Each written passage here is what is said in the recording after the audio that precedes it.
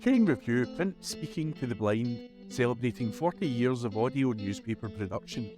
Welcome to this week's edition of the Glasgow Times podcast, recorded at the Bishop Briggs Media Centre by our amazing volunteers. You can get in touch with us via Facebook, Twitter or Instagram using @QNReview.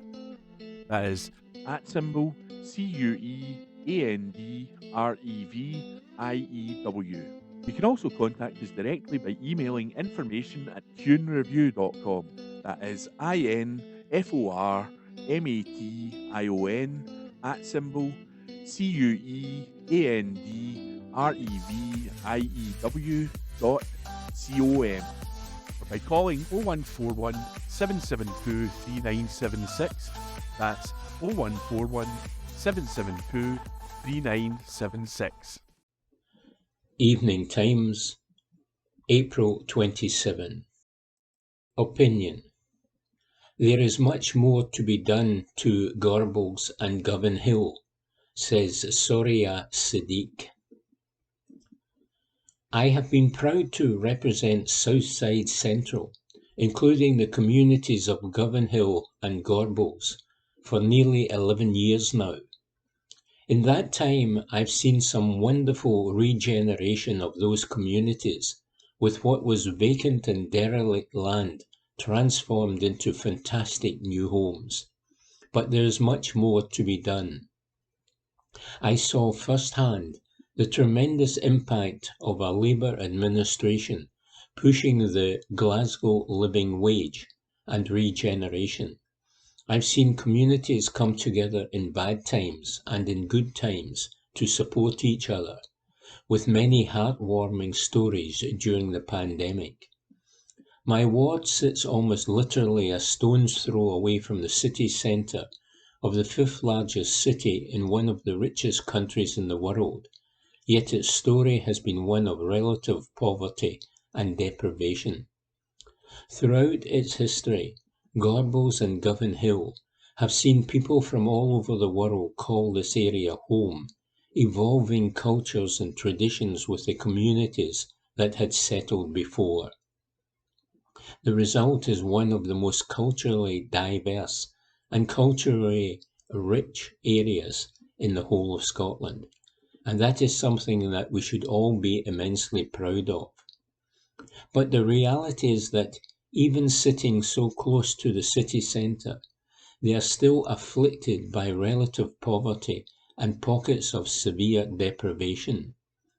Housing-led regeneration of these areas has been tremendous, fulfilling the core material need of a safe and warm house to call home. But I am worried that we are losing momentum. I am worried that we will see the progress that has been made roll back because of a cost of living crisis and the follies of a national government more interested in its own internal struggles. To keep up the momentum and to continue to transform these communities, we need all levels of government to work and to pull together in the same direction.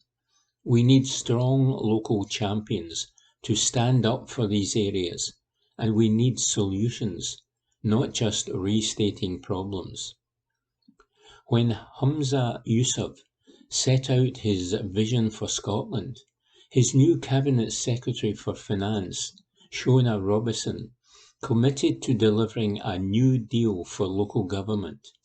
The regeneration story of Gorbals and Govanhill has been led by an active interventionist council, not content with the status quo.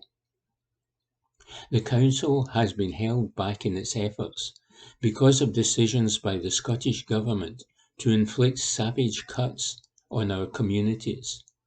A new deal for local government needs to be one that empowers local councils to invest where their communities need it most, and Gorbals and Govanhill are precisely the communities that need it the most. We need to give local authorities the power, the freedom and the funding to lead the way for their communities and leverage more investment to build new homes, new schools, invest in libraries and community centres, and so much more. But even with additional powers, these communities will still need champions to make sure that their voice is heard when decisions are made. And the same is true at all levels, including the Scottish Parliament. It is 3 years until the next election to determine who our MSP will be. Nicola Sturgeon has taken a back seat and is now dominating the press for all the wrong reasons. More than ever, our communities need an MSP focused on the day job, improving lives for the communities they have been elected to represent, says Soya Siddiq. Evening Times, April 27. Lifestyle. Maltman Big Band to relaunch at Glasgow City Centre pub. Report by Caroline Wilson. A Glasgow pub has come to the rescue of a big band with a decades-long history in the city that was facing an uncertain future. The Maltman Big Band bowed out from the Renfield Street bar last Sunday after being told their residency was over. The pub, which is owned by Green King, said it intended to focus on live football, but the decision was met with a flurry of complaints to managers. However, the show will go on after our sister title, The Herald story, piqued the interest of another city centre bar manager who hopes the addition of the big band will give the business a new lease of life. Bunker, a student staple on Bath Street, has been forced to close on Sundays after experiencing trading difficulties post-COVID. Brendan Curran, the bar manager, hopes the residency will help the venue appeal to a wider audience. He said, "We have been around for about 20 years, and the direction we are trying to move the Bunker in is a very musically led one. We thought it would be a great way to appeal to an entirely different audience. A lot of our market is very pre-club, and we're trying to appeal to as many markets as we can. We are currently closed on Sundays because trading after COVID has been very difficult. We are not really a sports bar, so we decided to cut the Sundays until we could think of something a bit more unique. We have a great space that lends itself to this and plenty of room for everyone." In its previous incarnation, the musicians played as Lauder's Big Band, entertaining drinkers with Glenn Miller and swing classics every Saturday afternoon from 1986 to 2008. It was formed after the BBC dissolved some of its professional orchestras, including the BBC Scottish Radio Orchestra, which performed live broadcasts with the likes of Shirley Bassey and Lulu. The band lost its residency after Lauder's was taken over by a pub chain, which wanted to create more dining space. BAFTA award-winning composer Mick Cook, who performed with Glasgow's Belle and Sebastian for 15 years, is among the musicians. Bunker Big Band will play their first show on Sunday, May 7. Mr. Curran added, "The band has been a really good success story when it was at Lauder's and the Maltman, but I don't think those units promoted it particularly well. We are a fairly large independent and have our own marketing department, and we are working on a new logo for the band. We are going to rebrand it as Swing Sundays at Bunker. The band will be on from 2 p.m. to 5 p.m, and we are also looking to get an act on between 6 p.m. and 9 p.m, and really dedicate that whole day to that style of music." Report by Caroline Wilson. From the Glasgow Times, Friday the 28th of April 2023, from the news section, record of failure, Rishi Sunak attacks SNP in speech in Glasgow. Report by Stuart Patterson, political correspondent. Rishi Sunak said the SNP has a record of failure and that he and the Conservatives would deliver for Scotland.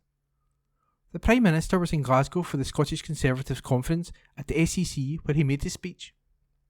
He said, "Scotland is at the heart of my plans for delivery." Sunak said £1 billion of levelling up funding was being spent in Scotland and households were benefiting from cost of living payments and energy support. He said, "Under my leadership, we will never, ever forget we are the Conservative and Unionist Party and, working together, all of us proudly as Conservatives, we will deliver for each and every part of our precious union." Sunak said the Tories' record was in contrast with the SNP's, and he joked about the police investigation into the SNP's finances, which has seen former Chief Executive, Peter Murrell, Nicola Sturgeon's husband, arrested, then released without charge. Colin Beattie, former Treasurer, was also arrested before being released without charge. Sunak quipped about the former First Minister resigning and the police seizing a campervan the SNP bought, parked outside Mr Murrell's mother's home. He said, "Nicola Sturgeon has quit Butte House to take up driving lessons. I'll tell you because someone's got to drive that motor home after all." He added, "If the SNP can't sort out the mess Nicola Sturgeon left their party, how on earth can they sort out the mess Nicola Sturgeon has left Scotland's public services in?" He said the record was a failure. The Prime Minister said, "What we need is a government in Holyrood that is focused on Scottish people's real priorities, not constitutional abstractions. The SNP may not be able to find some auditors for their party, but we can certainly audit their record in government. Just take a look at the education attainment gap, the very thing Nicola Sturgeon said they should be judged on, a gap widening. Violent crime rising, and they can't even deliver the ferries they promised to the islanders. It is a record of failure." The SNP hit back, pointing to the disastrous mess of the UK economy. Stephen Flynn, SNP Westminster leader, said, "The Tories have no mandate in Scotland. Rishi Sunak should be apologising for the disastrous mess the Tory government has made of the economy and for the damage he's caused to families who are paying through the nose for Brexit and the Tory cost of living crisis. The SNP is the only party offering a real alternative to the Tories. Voting SNP is the best way to beat the Tories in Scotland at the next election and the only way to get rid of Westminster Tory governments for good with independence." While Labour said Sunak had no vision for Scotland. Jackie Baillie, Deputy Scottish Leader, said, "Rishi Sunak's speech was a speech without vision and without energy, obsessing over the Tories' partners in division, the SNP. The people of Scotland know what this Tory government means, sleaze at the highest level while people go hungry and face soaring bills." And that report was by Stuart Patterson. From the Glasgow Times, Friday the 28th of April 2023, from the news section, Clydebank crime gang member involved in £1.2 million drug operation, jailed. By Grant McCabe. A crime gang member part of a massive cocaine trafficking operation has been jailed for more than 5 years. Stuart George played a vital role in the crime, which started during the first COVID lockdown in 2020. The 40-year-old was held after a raid at a drugs factory in Dundalk, Clydebank. George today returned to the High Court in Glasgow, having last month pleaded guilty to a charge of being involved in serious and organised crime. Lord Clark sentenced him to 5 years and 3 months. The term was cut from 7 years due to his guilty plea. George had been previously jailed in 2010 after a £1.5 million amphetamine haul was discovered in his flat when his boiler went on fire. The previous hearing was told how George and other mob members communicated via encrypted EncroChat messages to try and hide what was happening. Prosecutor Bill McVicker said George had the username White Radio.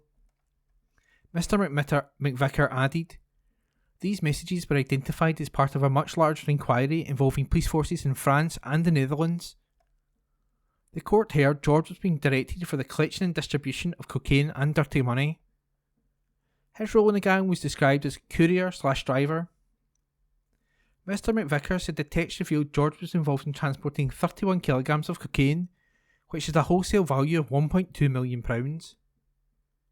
It is believed, however, the potential sum would be far greater if split and adulterated into smaller amounts for sale. Landscape gardener George, of Clybank, also received £5,630 in wages. Mr McVicker said, in the messages, he was also given instructions on what to say if stopped by police driving during the lockdown. Vehicles with slots, secret compartments to hide items, were also discussed. On August 19, 2020, police then searched the garage unit in Dundalker. The court heard a chemical process was taking place there, with adulterant to bulk out drugs being removed to make a purer form of cocaine to sell. And that report was by Grant McCabe. From the Glasgow Times, Friday the 28th of April 2023. From the news section, death of teacher Marielle Sturrock to be probed by police watchdog. Article by Lauren Brownlee. The death of beloved teacher Marielle Sturrock will be investigated by a police watchdog, it has been revealed. Marielle, 35, who was 29 weeks pregnant, was found dead at her home in Dura Street, Govan, on Tuesday, April the 25th. Her partner, David Yates, 38, was wanted in connection with the murder of Marielle and her unborn baby. Cops confirmed his body was found in Murdoch Reservoir yesterday. The Police Investigations and Review Commissioner, PIRC, has now been instructed to probe Marielle's death. A PIRC statement read, Crown Office and Procurator Fiscal Service, COPFS, has instructed the PIRC to carry out an investigation into the death of Marielle Sturrock on April the 25th, 2023, within 91 Dura Street, Glasgow. Once our inquiries are complete, the report will be submitted to COPFS. We previously reported that Sandwood Primary Head Teacher Fiona Donnelly paid tribute to Ms Sturrock and her dedication to the children and school, calling her a much-loved member of our school community. She said Ms Sturrock had been a key player in the success of the school's choirs and said she had used her artistic talents across the school. In a statement, she said, Marielle has been a much-loved member of our school community since her probationary year more than 6 years ago, and has taught many year groups throughout her time at the school. We will all miss her so much. She was a lovely, kind, diligent and considerate person who loved and made time for everyone. Marielle used her artistic talents across the school and was our music champion who has been a key player in the success of our school choirs, with one of her classes going to see her on stage at the King's in one of her many acting roles outside of school. We are a school community in mourning and are devastated by the tragic news of her death and pass on our deepest condolences to her family and friends as we all come to terms with our loss. And that report was by Lauren Brownlee. From the Glasgow Times, Friday the 28th of April 2023, from the news section, masked thugs targeting catalytic converters near Glasgow sparked probe. Report by Marissa McWhirter. Masked thugs were spotted stealing a catalytic converter off the bottom of a car near Richmond Park in Glasgow. A local witnessed 3 men in balaclavas allegedly nicked the valuable device around 9:30pm on Thursday, April the 27th, from a car parked in Hawview Terrace. That's HAUGHVIEW Terrace. The witness said all 3 men were wearing masks and kitted out in tracksuits as they fled east towards Provost Way following the incident. Meanwhile, in Greenock, an investigation has been launched after a string of attempted catalytic converter thefts were reported. 3 incidents were reported to the force on the same night. 3 men were seen around 8:45pm on April the 27th, attempting to steal a catalytic converter from a Honda parked at Rankin Court. 1 man was wearing dark clothing, a black mask and red gloves. The second male was wearing a grey and blue jacket with dark coloured trousers and orange gloves. There is limited information on the 3rd man, but he was wearing a white face mask. The 3 thugs left the scene after causing damage to the car. Elsewhere, a further incident of attempted theft was reported at 10:45pm, Smithy Court in Verkip. The suspects were disturbed and ran off. Again, around 11pm on the same evening, police received a report of three men trying to steal a catalytic converter in Greenock Road, Largs. A member of the public scared off the suspects, who made a run for it. Catalytic converters are a target for thieves because they contain valuable precious metals, including platinum, palladium, and rhodium. Their external location allows crooks to easily cut them off. Inspector Paul Thompson said, "Extensive inquiries are underway to identify and locate these men. I would like to appeal to local residents in those areas to contact us with any information they may have. In particular, I would ask anyone with dashcam or other recording devices to check the footage, as it could hold images which could be helpful to our investigation. Anyone with information is asked to call Police Scotland, quoting incident number 4015 of April 27th, 2023. Alternatively, you can call Crime Stoppers on 0800 555 111, that's 0800 555 111, and give your information anonymously. The public has been asked to be alert to such crimes, to take steps to safeguard their property by parking cars in well-lit areas covered by CCTV if possible, and using anti-theft devices." And that was a report by Marissa McWhirter. From the Glasgow Times, Friday the 28th of April 2023, from the news section, £1.5 million CAMHS building opens up in Hamilton. Report by Morgan Carmichael. A £1.5 million mental health care facility has opened up near Glasgow this week. The new Child and Adolescent Mental Health Service outpatient facility, hosted by Health and Social Care North Lanarkshire, opened up at the Udson Hospital in Hamilton. The new state-of-the-art facility will assess and treat young people up to 18 years old with emotional, behavioural or mental health difficulties. The facility will also offer a range of specialist services, including CAMHS assessments, neurodevelopment treatments and medication. Pauline Izat, General Manager in the Specialist Children's Health Services Unit, said, "The official opening of this wonderful new facility is a massive milestone for CAMHS and the young people who use our services. This £1.5 million investment reflects Health and Social Care North Lanarkshire's ongoing commitment to improving mental health services for our children and adolescents. Mental health is such an essential aspect of overall health, and we are dedicated to ensuring young people in our community have access to the care and support they need to navigate the challenges they face." Commenting on the centre, service user Molly added, "It's nice and relaxed, and far better than the previous building. I like that it's not the usual blue clinical chairs, instead there are nice sofas and TVs on walls. I like the whole design as it's neat and tidy. That makes it much better and easier to express yourself." Marie Todd MSP, Minister for Social Care, Mental Wellbeing and Sport, also visited the new facility upon its opening. The Minister was shown the new waiting rooms, reception, treatment and consulting rooms while speaking with staff. Ms Todd said, "Improving the mental health and wellbeing of children and young people is one of the priorities set out in our recent policy portfolio statement, and this £1.5 million specialist centre is transforming the way in which children and young people in Lanarkshire receive mental health care. We are determined to ensure young people are seen on time and have access to high quality services. While there is more to do, we have made record investments in CAMHS, and the number of children starting treatment in the most recent quarter is comfortably the highest on record.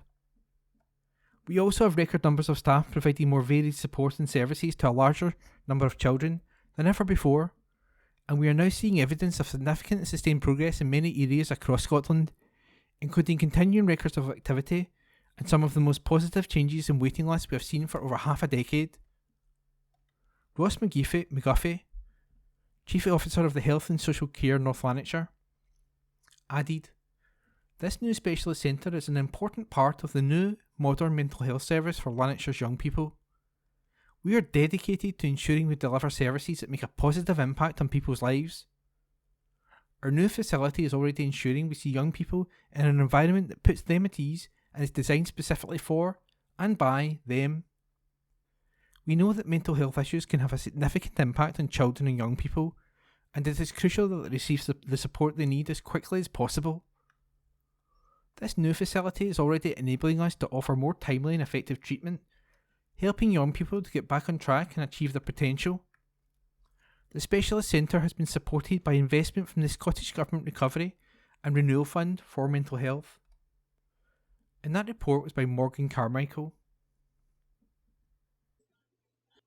Evening Times, April 28. Lifestyle.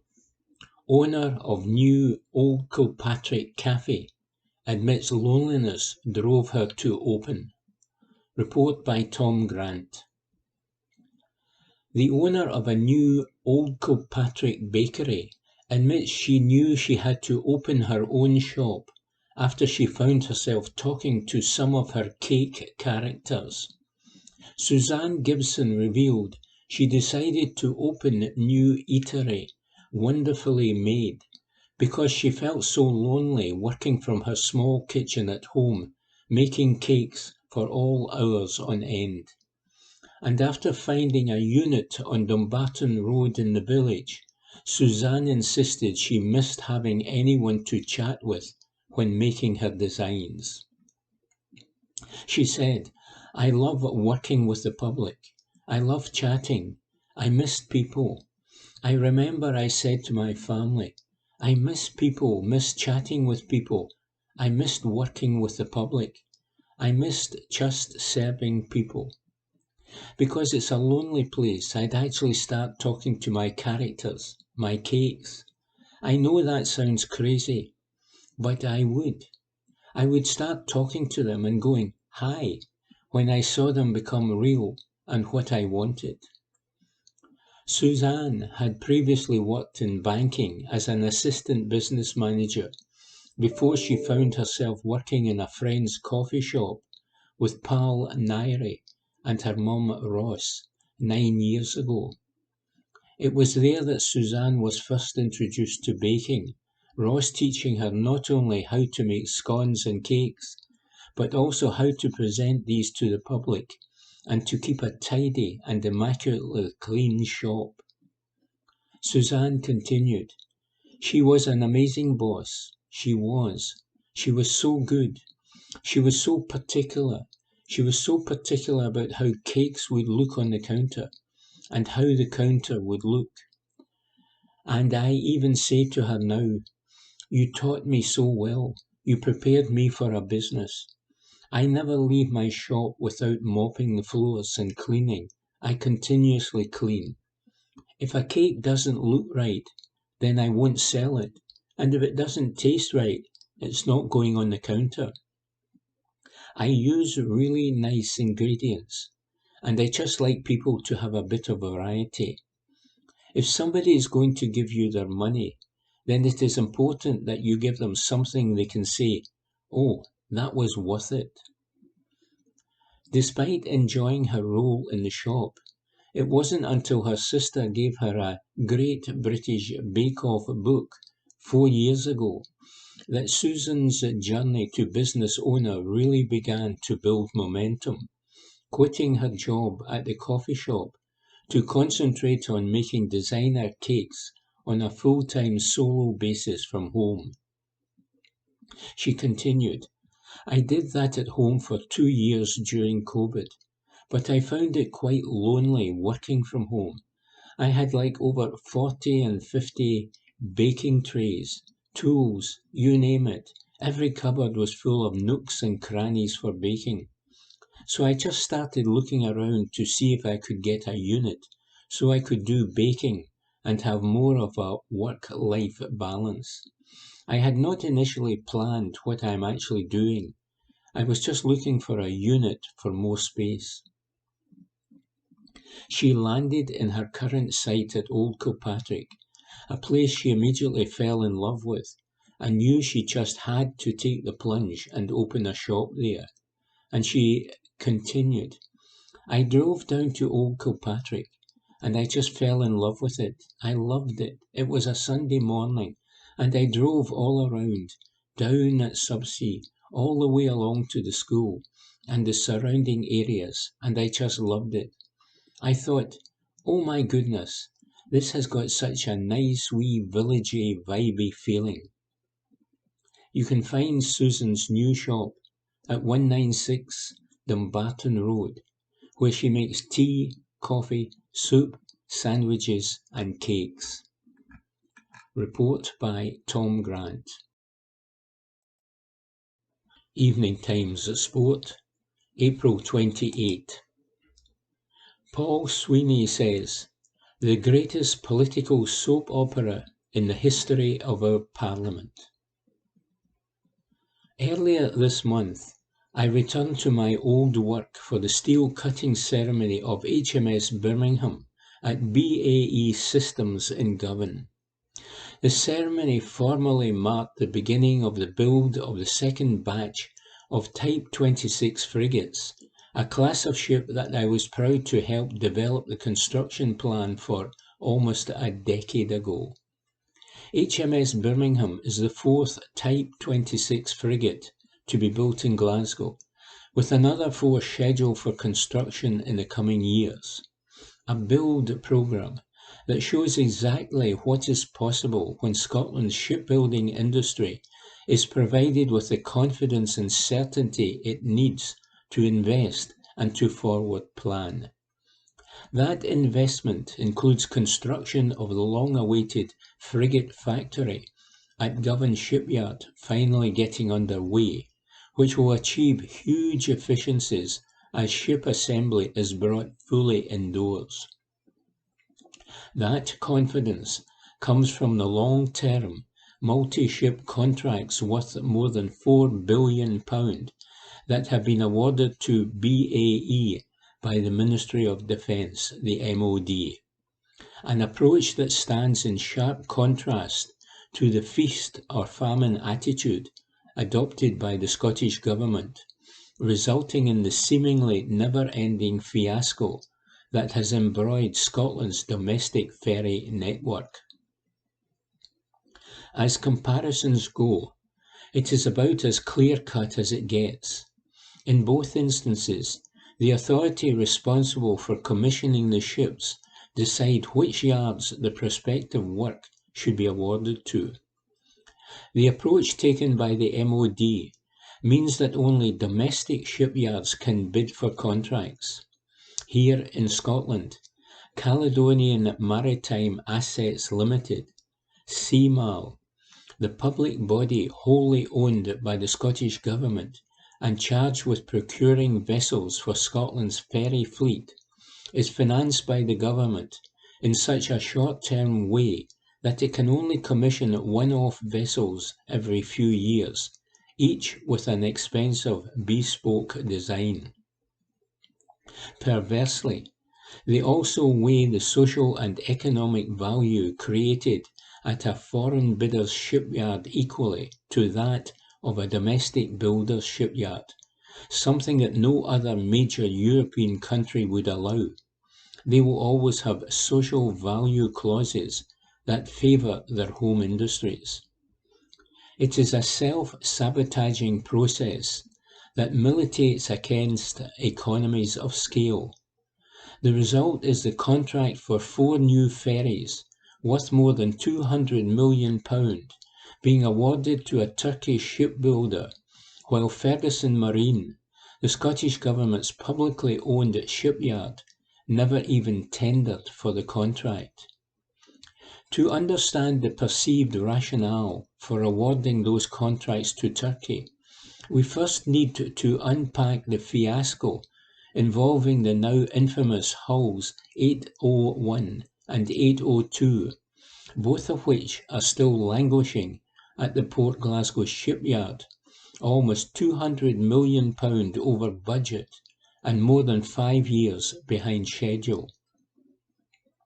These vessels were awarded to Ferguson's in 2015, despite no builder's refund guarantee being in place, the relationship between CMAL and Ferguson's being toxic from the outset, and no finalised design for the vessels existing. What ensued can only be described as the greatest political soap opera in the history of the Scottish Parliament, all financed by you, the taxpayer. My background is in shipbuilding.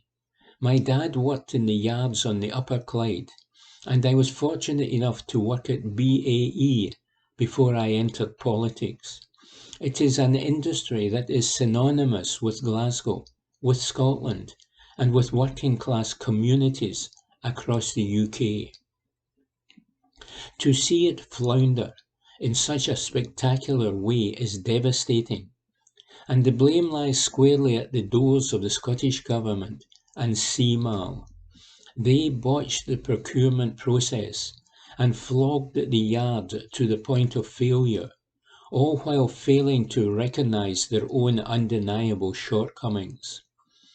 All of this has resulted in a demoralised workforce, none of whom are to blame, and have been dealt a kiss of death as they attempt to rectify mistakes that originated at the very outset of the procurement process, namely the lack of a finalised design and fully financed project. That is perhaps the most frustrating point of all.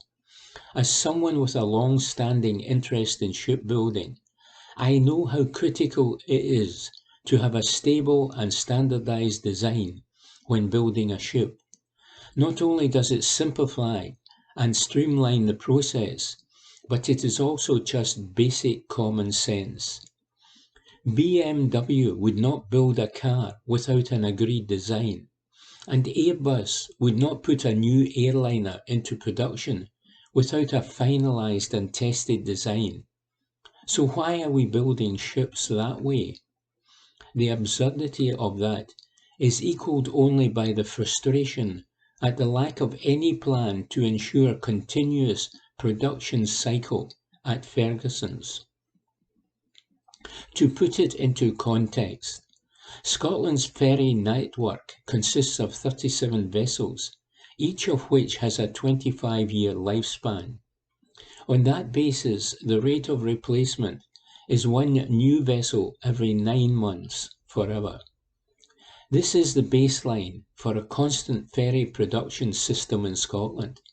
When paired with standardised designs, for example, one design for larger vessels operating on open ocean routes to the Western Isles, and one design for smaller vessels operating on inshore routes, you have the origins of a slick, efficient, in-house vessel replacement programme. It would provide long-term certainty for the industry and its skilled workforce, something that is badly missing right now. In a way, it is simple logic, but it's something that appears to be beyond the grasp of SNP ministers. That is why my generation of young Labour MSPs are so eager for the opportunity to serve our country in government after the next election, so we can finally seize these great industrial opportunities that we are currently missing out on, says Paul Sweeney. Glasgow Times News on Monday the 1st of May. Drumchapel Youth Theatre devastated by decision to axe vital funding. An article written by Marissa McWhirter. A youth group from Drumchapel has been forced to cease operating after being denied critical funding. Brendan McElroy, director of Halo Arts, was devastated when he received an email on Thursday from the Drumchapel Area Partnership informing him that his funding application had been rejected. The requested grant of £3,990 was intended to fund the Drumchapel Youth Theatre for another year, a much-loved youth group that helps children aged 6 to 18 develop confidence and life skills. The youth theatre, which is described as a safe space in the area for around 20 youngsters, some with additional support needs, has had to shut down with immediate effect. The non-profit would usually have a backup funding plan, but the youth theatre is meant to start this week, Brendan says. He added, "We really needed that funding and it was a shock not getting it. And just faced with the realities of having to go to all these children and their parents to say that it's over." The Drumchapel Area Partnership, which is made up of various community representatives and elected officials, has a budget of £84,175 for 2023-2024. Brendan understands that Halo Arts isn't the only organisation desperate for funding, but it hasn't taken the sting out of the cut when there are still tens of thousands of pounds in the pot. He said it's just the finality of it and the lack of consideration for the impact this is going to have on people, vulnerable people, who rely on the services. Many of the families that rely on the youth theatre have been severely impacted by the cost of living crisis, and Brendan says it's reckless to cut something for young people amid all the challenges they are facing. Brendan said areas like Drumchapel are a different kettle of fish. We can't rely on people paying to come to these groups. Some people in these areas are choosing between heating and eating at the moment. A spokesperson for the council said the budget was oversubscribed with funding applications and described the youth theatre funding application as focused on running costs, which is not part of the area budget's criteria.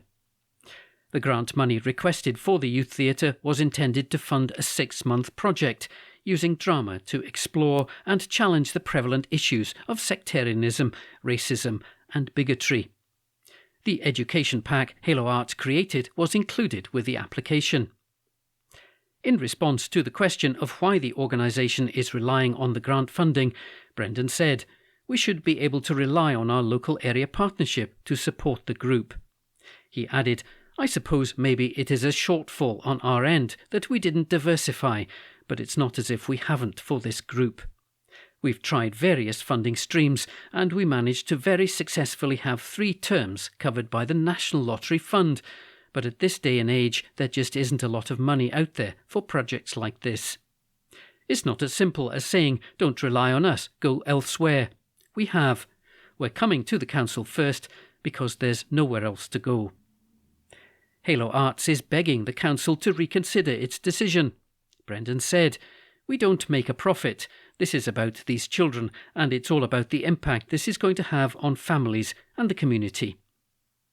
A council spokesperson said, "The area partnership budget was oversubscribed with applications for funding that far exceeded what is available, and we know that organisations who have been unsuccessful will be disappointed.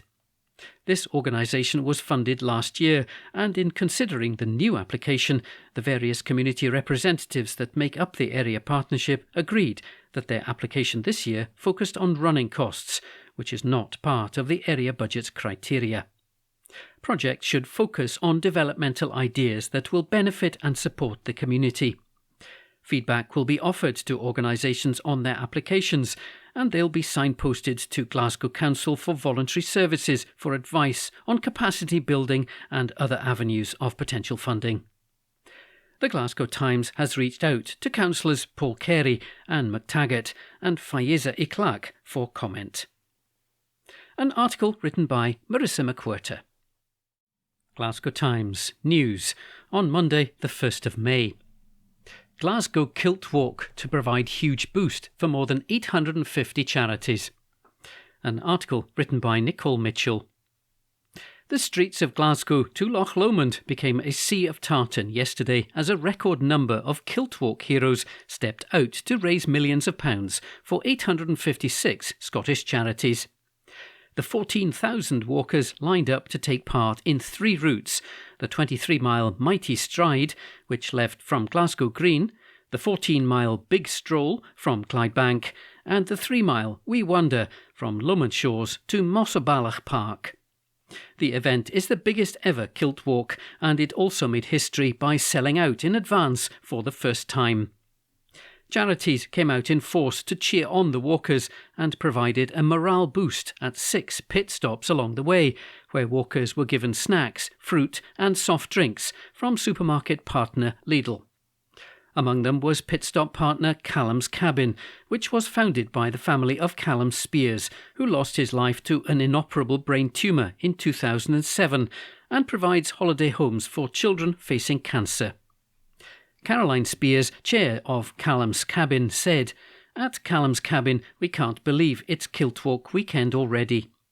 It's one of our favourite weekends of the year, seeing so many supporters for Callum's Cabin and so many other wonderful charities pass and stop at our pit stop. The atmosphere is euphoric, knowing that everyone is making such a difference. Callum's Cabin has almost 200 walkers this year at Glasgow, and it means so much to us that they support so many families who have a child suffering from cancer. At present, Callum's Cabin supports 16 families per week, either with a week's holiday to make special irreplaceable memories or by staying in one of the charity's flats near hospitals. The difference this fundraising is making is phenomenal.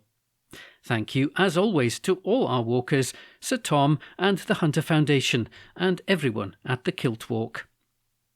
This year, the entry fee for the Mighty Stride and the Big Stroll was reduced by 37%, from £32 to £20, to make Kilt Walk as accessible as possible amid the cost of living crisis. Philanthropist Sir Tom Hunter said, "Today's Glasgow Kilt Walk will help 856 different Scottish charities, the biggest in one day.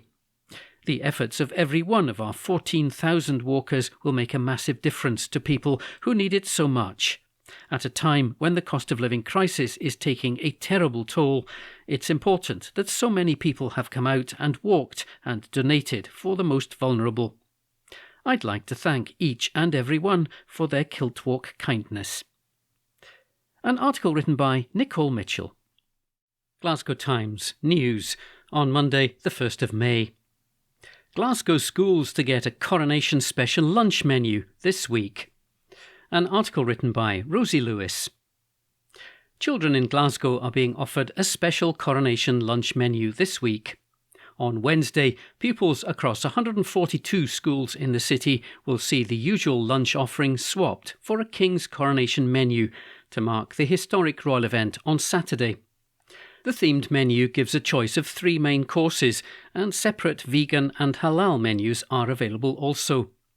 There are traditional Scottish, English and Irish dishes on the menu, with chicken tikka masala, famously created in Glasgow by the chef of the Shish Mahal, also on offer. The main course is a choice of sausage and onion gravy with Colcannon mash and Yorkshire puddings, or chicken tikka masala, or haggis, mashed potato and turnip, or a coronation cheesy Beano baked potato with salad. For the vegan menu, it's vegan square sausage with mash, and the halal offer is corn sausage or halal chicken tikka masala. There is a starter of potato and leek soup and a dessert of ice cream tub and a selection of fruit.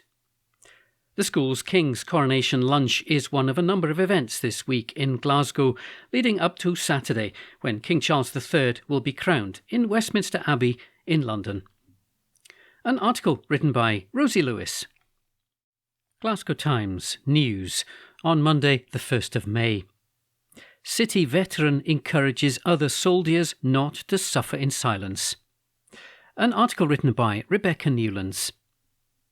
A Glasgow veteran has bravely shared his story on his mental health struggles in a bid to encourage more veterans to break the stigma and seek help. Johnny Allison joined the army at the age of 16 and completed his first tour of Iraq at the age of 18. When he returned, he began drinking to deal with his mental health. He said, "I loved the army. I loved it from day one. I believe I was born to be a soldier. When I first experienced issues and when I first went to the doctors, they were quick to put down about my alcohol consumption. It was easy enough to label me as alcohol dependent. I was crying out for help and I didn't know how to ask for it. I didn't know how to explain what was wrong with me. My mother was the one that spotted it. She said to me, 'You're not the same boy who went away.' For me, I just struggled to process everything that happened. It was as if, when I came back home, my brain couldn't function. I needed a drink to settle my head down." Johnny was discharged for drinking before rejoining and completing tours in Afghanistan, but he always found it difficult to say what he was going through. He said, "When I was first getting diagnosed with post-traumatic stress disorder back in 2004, I experienced stigma. PTSD wasn't really a big thing or as well known as it is now. It was seen as, if you were going down the PTSD route, you were looking for a way out of the army. But I loved the army, so the last thing I wanted to be diagnosed was with PTSD, so I did everything I could to avoid the diagnosis. On average, it can take more than a decade for a veteran to ask for the support they need with their mental health, with some even considering or attempting suicide before speaking out. Johnny is one of 5 veterans whose portraits are being displayed in Glasgow Central Station, along with a QR code which allows passers-by to listen to their experiences. The display has been named The Guard and has been organised by See Me, Scotland's national programme to end mental health stigma. Since leaving the army in 2013 after serving for 12 years, Johnny has continued to tackle the stigma around getting help. He set up Smart Veterans, a support system for veterans with mental health problems, addiction and general life stresses, with a recovery programme geared to help veterans with addictive or compulsive behaviour. He added, "We're complex characters. Talking about our problems does not come naturally, and it goes against everything that's been trained into us. When you're in a military environment, it's always keep moving forward, and it doesn't matter what's happened, our mission still goes on. And it's that mindset, I think, that hinders us when we leave the service. We don't need to keep getting on, we don't need to struggle in silence." Wendy Halliday, director of See Me, said, "The 5 veterans who have shared their stories as part of the campaign are proof of the power in speaking about how you're feeling, and we hope that they can show other veterans who are struggling that they aren't alone." The portraits will be on display in Glasgow Central Station until Tuesday, May the 9th. An article written by Rebecca Newlands.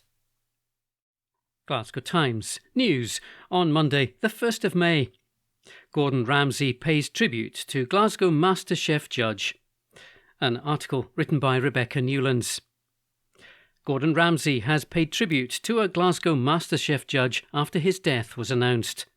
MasterChef Australia judge Jock Zonfrillo died at the age of 46, and his passing was announced by his family just hours before the new series was due to air on Monday. Johnston-born chef Gordon, who has appeared as a guest judge on the series, wrote a tribute to his former colleague on social media. He said, "Saddened by the devastating news of Jock Zonfrillo's passing, I truly enjoyed the time we spent together on MasterChef in Australia, sending all my love to Lauren and the family in this difficult time." Fellow chef Jamie Oliver also shared a touching tribute. He said, "In total shock to hear of the sudden death of chef Jock Zonfrillo. Had the best time working with him for this year's MasterChef Australia. Jock was very generous with his time and spirit in the show and will be so very missed. Sending heartfelt love and condolences to all of his family, friends and the MasterChef team and contestants." Jock died in Melbourne on Sunday, and his family shared a statement to announce the sad news. A spokesperson said, "With completely shattered hearts and without knowing how we can possibly move through life without him, we're devastated to share that Jock passed away yesterday. So many words can describe him, so many stories can be told, but at this time we're too overwhelmed to put them into words. For those who crossed his path, became his mate, or were lucky enough to be his family, keep this proud Scot in your hearts when you have your next whisky. We implore you to please let us grieve privately as we find a way to navigate through this and find space on the other side to celebrate our irreplaceable husband, father, brother, son and friend." In a joint statement issued by Network 10 and the programme's producers, Endemol Shine Australia, it was confirmed that the show will now not be broadcast this week. An article written by Rebecca Newlands. Glasgow Times News on Monday, the 1st of May. Historic Glasgow building to be demolished. An article written by Sarah Hilly. A historic Glasgow school building will now be demolished after it's become a danger to the public. Efforts to save the Sir John Sterling Maxwell property in Pollokshaws have been ongoing, but a recent further collapse of the roof structure means it must now be torn down. The council has said, sadly, it will be demolished on the grounds of public safety. Councillor Stephen Curran posted online that he is so disappointed and urged the local authority to keep as much of the stonework as is possible. The 1907 unlisted property has been empty since 2011 and has been on the Buildings at Risk register. The Sir John Sterling Maxwell School Trust has been trying to find a long-term future for it, with the council also working on the issue. There were hopes to transform it into an eco-hub. A Glasgow City Council spokesman said, "The council and other interested parties have for a considerable amount of time been trying to bring the former Sir John Sterling Maxwell School building back into productive use. As part of the work to do this, a feasibility study looking at potential uses for the building was carried out, and officers were reviewing the study in the hope of finding a sustainable use. Very sadly, there was recently a significant collapse of the roof structure, following an earlier collapse in 2021, which means that the building is now structurally unsafe and requires to be demolished on the grounds of public safety." He added, immediate work to provide short-term protection was carried out, but demolition must now take place as the funding required to make the building structurally safe is unattainable. "This is very disappointing for everyone involved, but officers from the council's heritage team will work with the demolition contractors to save architecturally important features of the building where possible." Councillor Curran, Labour, said on Twitter, "I'm urging the council to keep as much of the stonework and the fantastic features of this historic building as they can for the future regeneration of Pollock Shores and this area." An article written by Sarah Hilly. Glasgow Times News on Monday the 1st of May. Most parents believe school doesn't prepare children for work. An article written by Kirsty Fearick. Glasgow's Kelvinside Academy has found that most parents do not believe schools prepare children for work. Research commissioned by the campus found that 77% of parents in Scotland do not believe schools are teaching skills relevant to the job market. It comes as it plans to work with the Scottish Government to overhaul the current curriculum. Research also found that 65% of parents said schools were more focused on securing university places than the best interests of individual pupils. Some 38% said the education system is broken, and 69% said they are worried about the ageing curriculum. The research was conducted by Opinion Matters among a nationally representative sample of 1,000 Scottish adults in March. The education system is currently going through an overhaul, with the national agencies Education Scotland and the Scottish Qualifications Authority being scrapped or replaced by summer 2024. Kelvinside Academy Rector Dan Wyatt said, "We all know by now that not all young people learn the same way. What's already happening at Kelvinside Academy is an example of what can be possible when teaching is more centred around skills and practical experience. As this year's diet of exams begin, we're compelled to work within the structure and requirements of an outmoded process. Successful young adults need to be creative, collaborative researchers who can apply knowledge to solving problems that will increase business and commercial success. Pupils need a flexible learning environment where they can develop the skills needed to become experts, innovators and entrepreneurs. Scotland's education system needs to evolve, and we want to work alongside our new Education Secretary Jenny Gilruth and the Government to help improve the way we learn in this country for the better." An article written by Kirsty Fearick. Glasgow Times News on Monday the 1st of May. No-nonsense war nurse reveals secret to her long life. An article written by Rebecca Newlands. A no-nonsense former Second World War nurse has revealed her secret to keeping young as she marks her 101st birthday.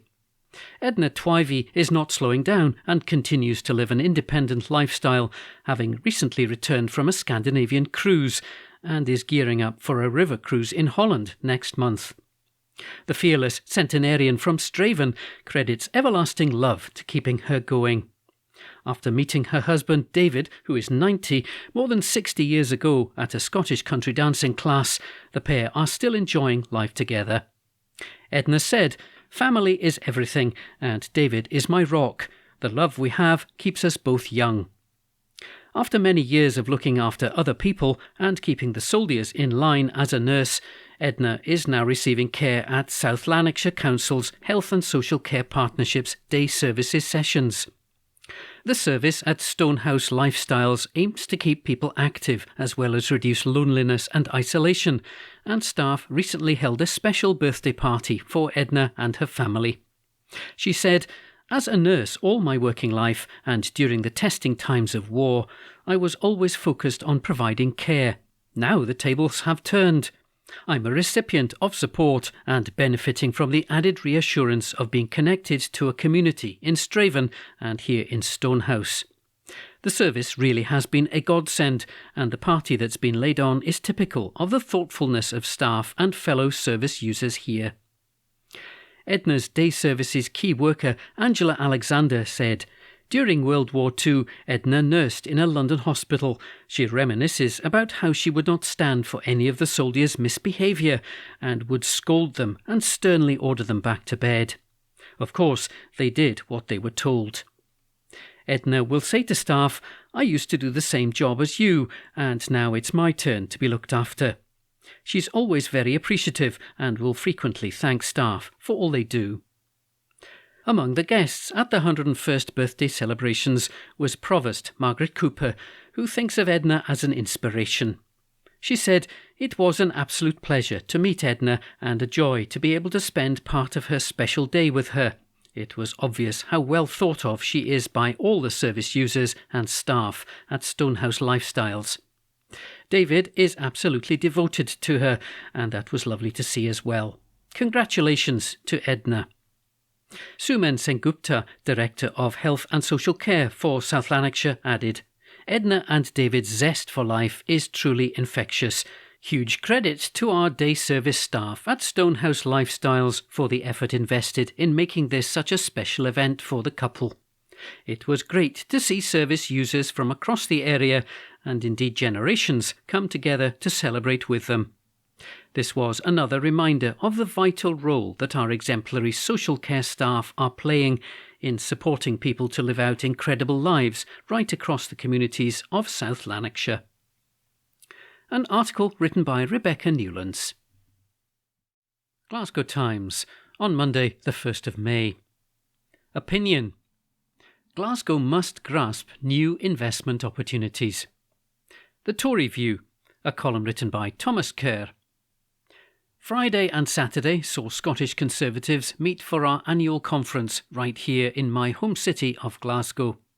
There was a buoyant mood at this year's conference after what has been a difficult period for my party, but with police investigations into Scotland's ruling SNP party and the First Minister distracted by internal fractions, we have a unique opportunity to reach out to people across Scotland. At conference, I proposed the Glasgow Conservative Association's motion, which focused on our city centre recovery and the looming low-emission zone. Having spent weeks now meeting with investors, I can share with you what they're saying to me. That Glasgow is on the cusp of an investment wave. Our city is uniquely positioned to bring in jobs, development and economic growth. However, our current council leadership seems likely to pass this opportunity by. The SNP Green Council seems determined to strangle our economic growth, development and jobs from our city. The anti-business, anti-growth and anti-jobs policies are killing our city centre, and it's Glaswegians who are paying the price for this incompetence. Take our city's slow and archaic planning system. We're one of the only major cities across the United Kingdom which does not have targets on when an application comes in and spades are to be put in the ground. I regularly hear from business leaders keen to invest, but who dread dealing with our council and local politicians. Planning should be there to help complement local communities with new development, not pit one against the other. If Glasgow is ever to grasp the opportunity that lies before us, we must start here. And that's not a political issue. It's not right versus left, it's common sense versus utter stubbornness. Just look at Manchester. Andy Burnham and Labour have adopted a can-do attitude to investment. What a sad contrast it is to the arrogantly out-of-touch attitude from Glasgow's local politicians, who have basically erected a closed-for-business sign on the city chambers.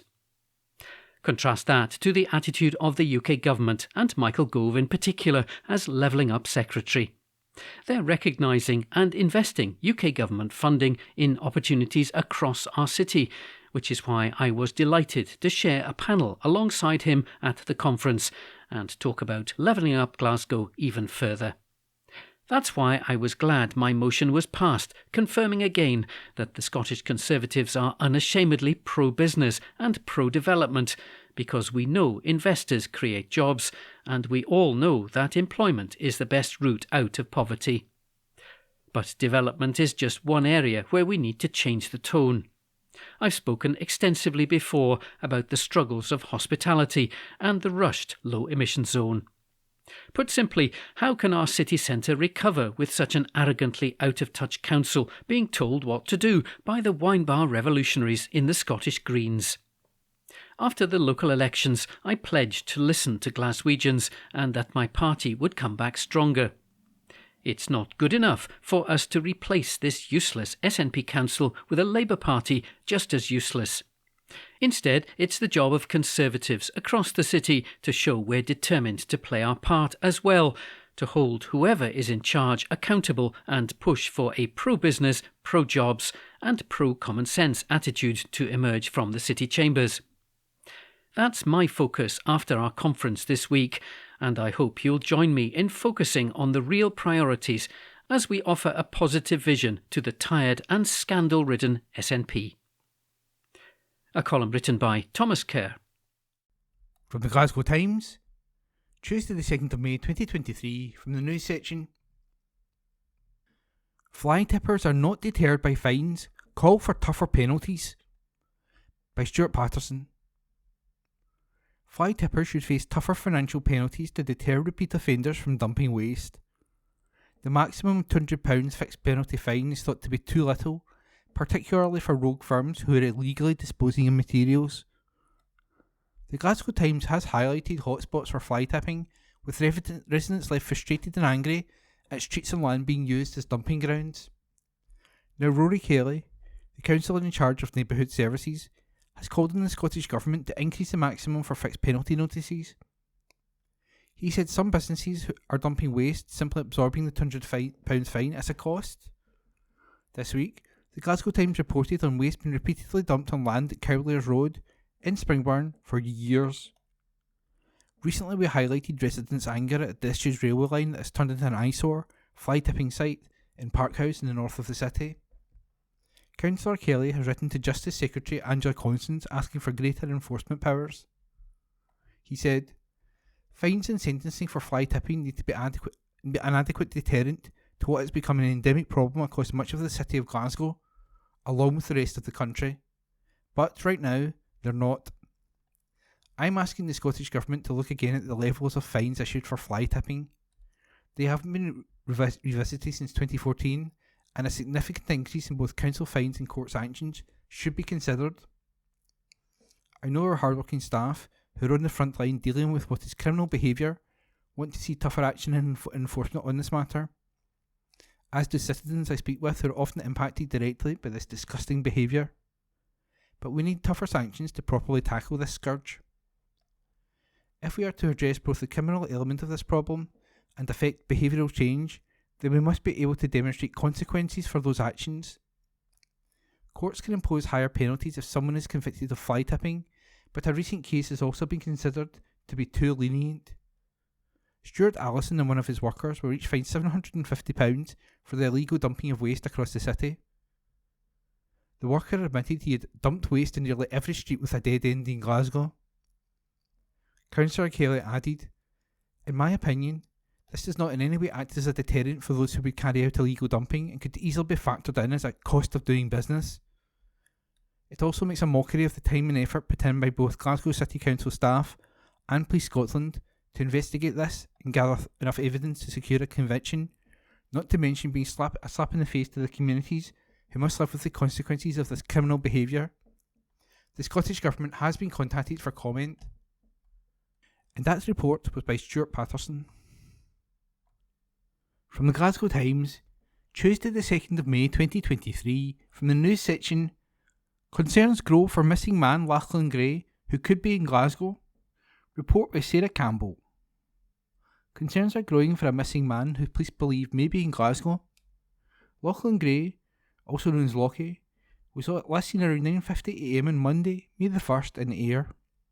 He was driving a champagne-coloured Mini Cooper with registration BT56FYD, and officers believe he may have travelled to other areas in Ayrshire and Glasgow. The 40-year-old is described as 6 foot tall and of medium build, with short, fair or blonde hair and blue eyes. When last seen, he was wearing a grey t-shirt and light blue jeans. Cops are now appealing for the public's assistance and have urged him to keep a lookout for Lachlan's vehicle. Sergeant Martin Lawrie said, "We have growing concerns for Lachlan as time goes by. We are becoming increasingly concerned for his welfare. We are appealing to the public to keep a lookout for his vehicle, and, if Lachlan or his vehicle is spotted, please contact police via 101. If anyone has seen Lachlan or has any information which could assist in our inquiries, please get in touch. Anyone who may have seen Lachlan or has any information on his whereabouts is urged to contact Police Scotland via 101, quoting reference 3370 of May the 1st, 2023. And that report was by Sarah Campbell. From the Glasgow Times, Tuesday the 2nd of May 2023, from the news section, Glasgow man who shot children with BB gun jailed. Report by Connor Gordon. A man who shot 2 children with a BB gun, following a noise row, was jailed today for 19 months. Paul Miller, 57, struck the boys aged 10 and 7 outside his home near Glasgow's Maryhill on September the 25th, 2022. Enraged Miller earlier told a group of kids that they were being too loud. One of the group then hit Miller's window with a rock before running away. He then grabbed the gun and chased the remaining 3 of the children while firing shots. A boy was left with a red mark on their shoulder. Miller pleaded guilty at Glasgow Sheriff Court to having a firearm with intent to cause the children to believe that unlawful violence would be used against them. He also admitted assaulting the 2 kids as well as a further 10-year-old child. The court heard that a group of children were playing near Miller's flat. Prosecutor Katie Bell said, Miller went out telling them they were being too loud. The witnesses didn't believe this was the case and continued playing as there were no other complaints. One of the children then hit Miller's window with a rock before running off. Miller went out and told the children to stop. Miss Bell added, he went back into his property and returned with a blue BB gun. He went on the pavement and chased the children and shot pellets in their direction, of all 3 kids. Pellets struck the 10 and 7-year-olds in the back, putting them in a state of fear. The 10-year-old felt his left shoulder to be sore and found a small red circle there. The 7-year-old escaped without any visible injuries. Police chased Miller to his home and he told them he had issues with the use earlier that day. The gun with pellets were seized after Miller was arrested. He said to officers, if they hadn't hit my windows, I wouldn't have used it. Miller's lawyer told the sentencing that his client had purchased the gun from a camping shop and was unaware of the legalities of it. Sheriff Brian Cameron stated to Miller that there was no alternative to a custodial sentence. And that report was by Connor Gordon. From the Glasgow Times, Tuesday the 2nd of May 2023, from the news section, man avoids jail over speeding and throwing cup at McDonald's employee. Report by Connor Gordon. A man caught speeding who threw a cup at a McDonald's employee avoided jail today. Andrew Gemmell, 22, claimed that he was driving home to his ill daughter in Glasgow Springburn on February the 22nd, 2021. He chucked a missile at a drive-thru of the restaurant, which he was then banned from a week later in Glasgow's Royston. The dad of 2, of the city's Barmulloch, pleaded guilty to 2 separate charges of dangerous driving and assaulting McDonald's employee Ian Campbell. The court heard that Gemmell drove at excessive speed and undertook a car, causing it to brake in February 2022. Prosecutor Carrie Stevens said, He said to police that he was in a rush to get home as his girlfriend said his young daughter was ill. He then went on to throw a cup of juice at Mr. Campbell in the drive-thru of a McDonald's. Gemmell had been told that he was banned from the restaurant before launching the cup, but did not make contact. The hearing was finally told that Gemmell was found to be driving with a damaged car on May the 9th in Springburn. Police pursued Gemmell, who travelled at 70 miles per hour and went over road markings. Miss Stevens said he told police the damage to his vehicle was due to someone striking it with an axe. It was revealed that Gemmell has a previous conviction for dangerous driving. Sheriff Paul Reed ordered Gemmell to do 210 hours of unpaid work and disqualified him from driving for 20 months. He was also told to pay the McDonald's employee £400 in compensation, and that report was by Connor Gordon. From the Glasgow Times, Tuesday the 2nd of May 2023, from the news section, new social housing coming soon to Glasgow's West End. Report by Marissa McWhirter. A derelict hostel in the West End is set to be converted into 48 new social housing units. The development will replace a neglected hostel at Burnbank Gardens that was built in 1961, located on the south side of the communal garden within the Glasgow West Conservation Area. The new homes will be designed to meet the needs of older people, with 8 of the flats adapted for wheelchair users. The 6-storey building will have a sun deck and balconies on the upper floor of each of the 2 closes for residents to socialise in the fresh air. The ground floor will have a shared rear garden for each close, and the building will include stone facing to complement the conservation area. The project is funded by the Scottish Government's Affordable Housing Supply Programme, Glasgow City Council, Queen's Cross Housing Association and Glasgow West Housing Association. Bosses from the 2 housing associations expressed their delight at securing full funding for the new homes. Shona Stephen, Chief Executive of Queen's Cross Housing Association, said, "This hostel has been a blight in this conservation area for many years, so to finally be able to replace it with much needed social housing for older people is great news. We have worked hard with our partners to get funding in place and also with our architects to deliver a building in keeping with this highly desirable neighbourhood." Elaine Tracers, Chief Executive of Glasgow West Housing Association, added, "We are delighted to see this project progressing and look forward to providing new, energy efficient, affordable homes for older people within the Burnbank community." The 2 housing associations will split ownership of the Burnbank development, with 24 flats to be owned by Queen's Cross Housing Association and 24 transferred to Glasgow West Housing Association when the work is completed. Queen's Cross and Glasgow West Housing Associations together manage around 6,000 homes across the northwest of the city. Demolition work is now complete on the site, and construction work is set to start in the summer. Flats are expected to be completed in the summer of 2025. Councillor Kenny McLean, convener for housing at Glasgow City Council, said, "The building of these much needed social rent homes in the west end of the city is very welcome and will bring new life to this site. We are delighted to have supported this development and look forward to working with our project partners on its delivery." And that report was by Marissa McWhirter. From the Glasgow Times, Tuesday the 2nd of May 2023, from the news section, ScotRail to increase some Glasgow services to meet demand. Report by Rebecca Newlands. ScotRail is increasing the frequency of some of its services in a bid to meet customer demand. Services between Glasgow Queen Street and Edinburgh via Falkirk High will be increased to a 15-minute frequency on Saturdays as part of the latest ScotRail timetable change. The change will come into effect from Sunday, May the 21st. It comes after more customers are using the service out with peak times than since before the pandemic, with Saturday being the busiest day on the route. The service will be every 15 minutes in each direction from 8:45am to 5:15pm. Rail bosses have monitored changes in customer demand and improved services in Clydesdale, Lanarkshire and West Lothian. The new May 2023 timetable builds on this, with faster journey times on services operating between Ayr and Glasgow. A small number of additional daytime services will operate on the Cathcart Circle in the city's south side, and subject to sufficient drivers completing their training, this will be increased to an hourly service from December. As a trial, there will be an additional return journey between Glasgow and Oban on Sundays during the summer as the replacement for the Edinburgh to Oban service, which is not regularly used. We previously reported that fast services between Glasgow and Gourock that operate out with peak periods will be removed from the timetable. David Simpson, ScotRail's Service Delivery Director, said, "This is another step forward for Scotland's Railway as we continue to recover from the impact of the pandemic.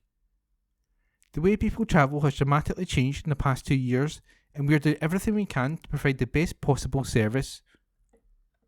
The increased frequency between Edinburgh and Glasgow is a major milestone on the road to recovery, and we have essentially introduced entirely new timetables between Ayrshire and Glasgow, and then Inverclyde and Glasgow. There is a lot of investment in Scotland's Railway, with decarbonisation continuing and improvements across the network, and this new timetable is an important part of that." And that report was by Rebecca Newlands. From the Glasgow Times, Tuesday the 2nd of May 2023, from the lifestyle section. Popular fish and chip shop teases its return, by Ben Waddle. A popular fish and chip shop in Neilston has teased its return. The Village Chippy on Main Street has announced that it will be reopening its doors soon after being temporarily closed. The traditional chip shop teased its new and improved return on social media last week. Aiming to open on Thursday, the takeaway's return has been welcomed by customers. One social media user said, "Looking forward to it." Another said, "Yay, no other chippy is anywhere near as good." While a third said, "Looking forward to getting a decent sausage supper."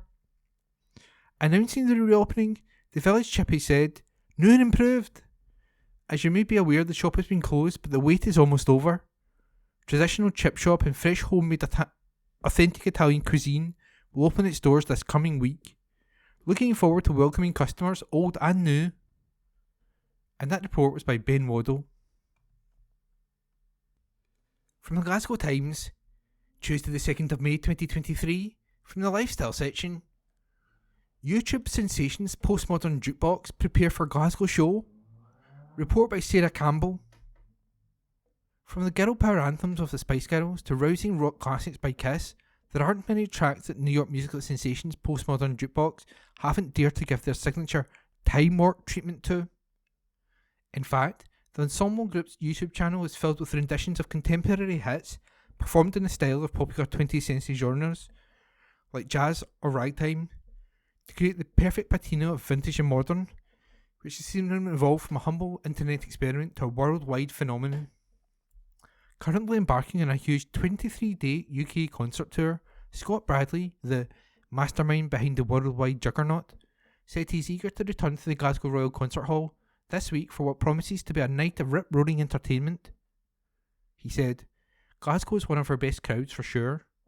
They're always really excited and vocal, which is a lot of fun for us. Back in the day, this kind of music was party music. People would go to speakeasies just to dance and make noise, so we love it when there's an active crowd who are clearly out to have fun. Glasgow brings that energy every time." The time-bending concept behind Postmodern Jukebox, PMJ, exploded onto the scene in 2011 after Scott found himself struggling to find opportunities as a jazz pianist in New York City.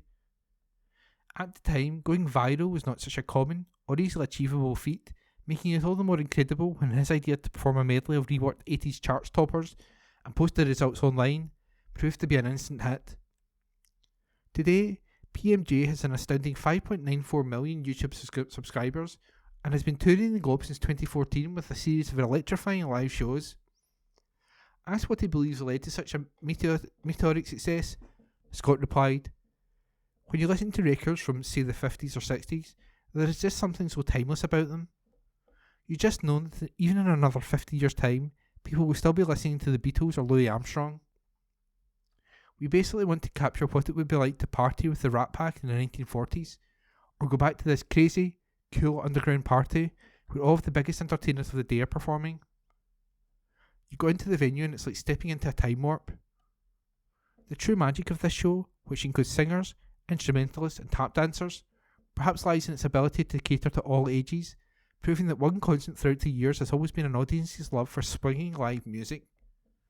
Scott said, It is really an incredible thing to be able to go touring year after year. It's turned into this great community where fans all over the world will come to our shows dressed up and excited to see which performers are going to be on stage that night. This is a show that's designed so that every generation can take something away from it. Older generations will hear this musical style that takes them back to their youth, while younger folks are going to recognise the songs from artists like Justin Bieber or Miley Cyrus. It's one thing to go film something and put it online, but it's a whole other thing to have this living, breathing performance that allows the audience to interact with you in person. It's a very human experience that shows just how talented these performers are. I'm inspired every day just watching them. Scott Bradley's Postmodern Jukebox will bring their Life in the Past Lane tour to the Glasgow Royal Concert Hall on Thursday, May the 4th. For more information, check out aegpresents.co.uk/events. And that report was by Sarah Campbell.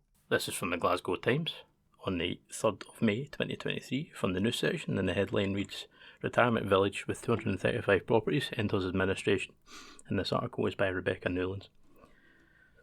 A retirement village has gone into administration. Insolvency practitioners from the accountancy firm Assets have been appointed administrators of the MHA Auchlacan, which owns and operates the Auchlacan Garden Village retirement complex near Lesmahago. Auchlacan Garden Village is a residential retirement complex set within 50 acres of grounds. The 235 properties include a range of self-contained studios, flats and bungalows, as well as full-service care homes, the Lower Johns Hill care home within the village and the Bankhouse care home in nearby Lesmahago. There are 242 residents living in the flats and bungalows and 118 residents living in the two care homes. Uneconomic service charges, staff and maintenance costs and low occupancy levels have contributed to the village's significant losses, forcing administrators to step in. They will continue to operate the village and care homes as normal and will be appointing property agents to market the assets for sale. A specialist interim care home management business, Healthcare Management Solutions Limited, has been appointed to oversee day-to-day operations and minimise the impact on residents, families, staff and suppliers. There are 216 full and part-time staff across the three sites, and there will be no redundancies. MHA Chief Executive Sam Monaghan said MHA took over Auchlacan Garden Village in 2009 to prevent it from going into administration.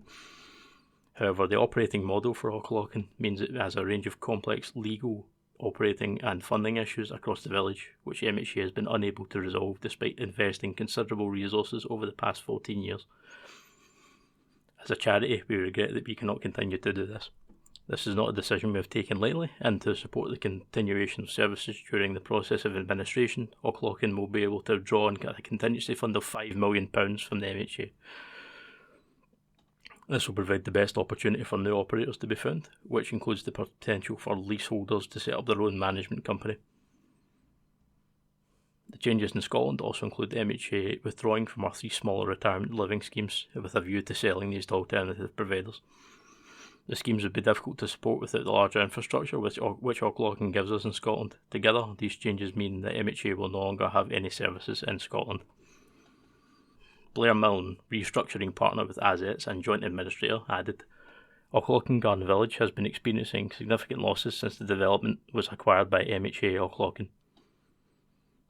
Despite the best efforts of the directors and extensive financial support from Methodist Homes, a viable turnaround could not be achieved outside of an administration process. Due to the scale and complexity of the development, it will take time to develop a strategy for the administration. In the meantime, it will remain as business as usual, and we will work closely with the Care Inspectorate, South Lanarkshire Health and Social Care Partnership and specialist agencies to support residents and their families during the process. We will also be offering the development for sale, either in whole or in part, and would encourage any interested parties to contact the Glasgow Office of Assets as soon as possible. This was a report by Rebecca Newlands. That concludes this week's edition of the Glasgow Times podcast. Please remember to subscribe to our channels at View and Review and to tell your friends about our service.